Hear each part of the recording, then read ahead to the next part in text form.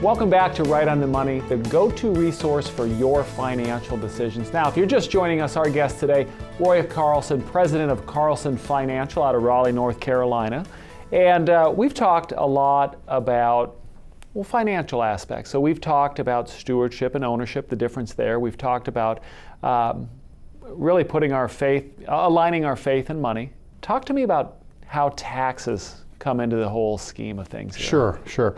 So my wife's professional background was actually, she was a Big Six accountant, and she was an auditor, and then she did tax accounting.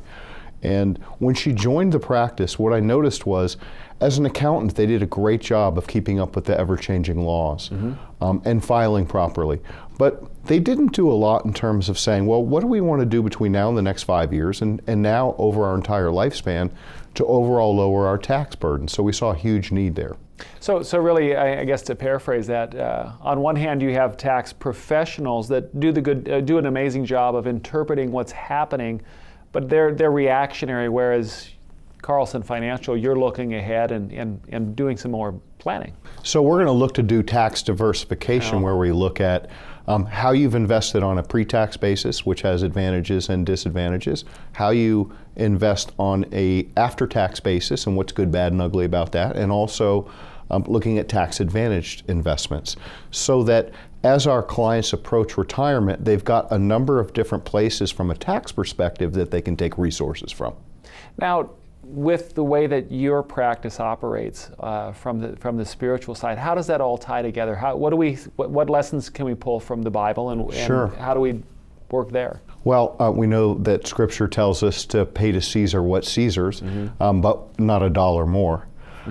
But as Christians, we have some unique opportunities because our giving is done on a pre-tax basis, just as part of our income. But also, as we accumulate wealth, we have opportunities to use our giving to give us tax advantages that others may not have an opportunity to do.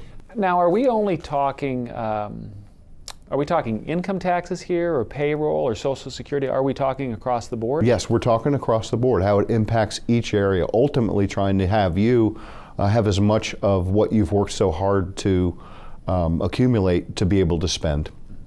Now, with this kind of planning, though, isn't that what we use an accountant for? How does it all work together? Sure. And again, an accountant is going to see how you can take the maximum deductions in a given year, but what we're really looking at is how you're able to have all of the options available in terms of taxability as tax laws change throughout your lifetime. Oh, and they definitely always are changing. They do. So just to sum it up then, when it comes to working with you and your team, it sounds like you handle every aspect.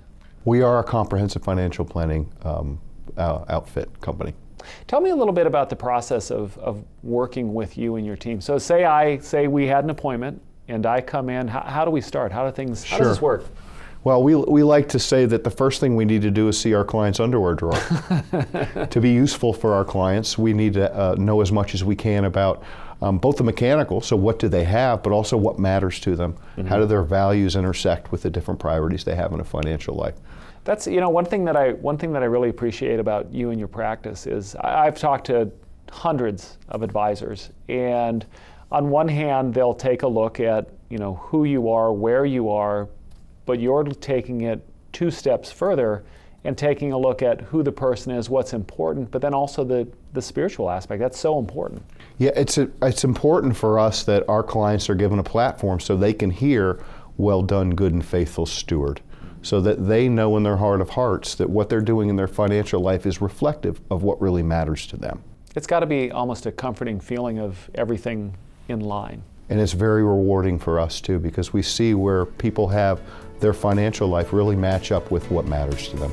Now, we're going to break right now, but what we're going to do after the break, we're going to get to know Roy a little bit better. I've got some fun questions for you. We haven't rehearsed these or talked about them, so they'll be a little bit of a surprise. But we've got more coming up with Roy after the break, and that's coming up on Right on the Money.